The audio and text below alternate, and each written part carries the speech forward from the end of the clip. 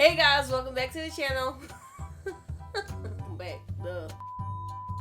Hey guys, welcome back to the channel, and if you're new here, welcome to the channel. My name is Simplyshy, and in today's video, I'll be showing you guys how to clean your Cricut cutting mats. Alright, so recently I stepped on my mat, and now it has a huge size 9 footprint somewhere on this mat, if you can see it. And I'm going to show you guys how to clean it in this video. So basically the only things that you'll need is Dawn dish soap and a sponge. So before we jump into cleaning this mat, I'm just going to give you guys 2 quick tips just to keep your mats nice and clean for a little bit longer while.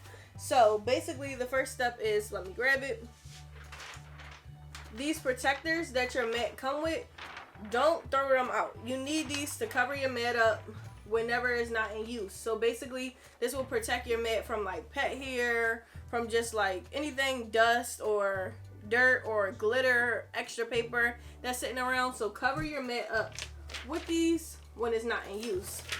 My second tip is to put something on your clear protection sheet so that you could see it when it's not in use. So like if you have it sitting around, you might not be able to see it because it's see-through.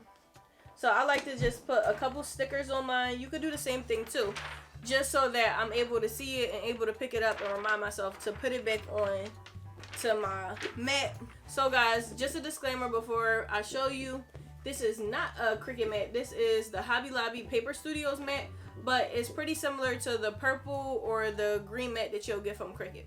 Same thing, just as this is just a little bit cheaper of price. Alright guys, so now let's jump over to the laundry sink so I can show you how I actually clean my cutting mats. Alright guys, so we are at the sink. This is in my basement, so don't mind the ugliness, but you want to wet your sponge and basically start to give it some soap and start to wet your mat as well too.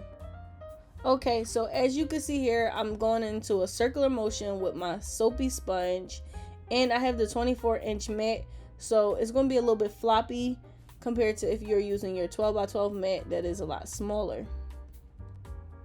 And guys, don't be afraid to like get in there and really give the mat a good clean. It's not going to pull up none of the tackiness, and it's still going to be good after you wash it.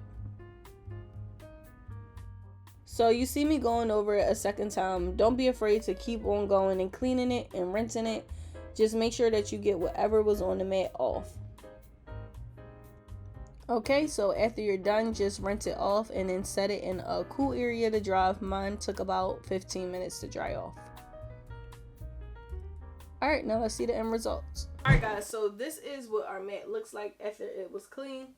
I still do have like a little bit of specks and stuff, but that's because I let it sit on like a rug type thing.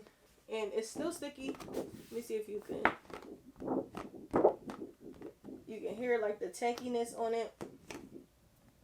It looks good to me. Basically, like doing this is just keep your mat around just a little bit longer because Cricut mats are expensive. Like I said, you can get the ones from Hobby Lobby, but they're expensive, so it's worth doing the clean. Alright guys, so if you enjoyed this video, please give it a thumbs up and consider subscribing to the channel if you found anything meaningful. Alright, I'll see y'all in the next one. Peace.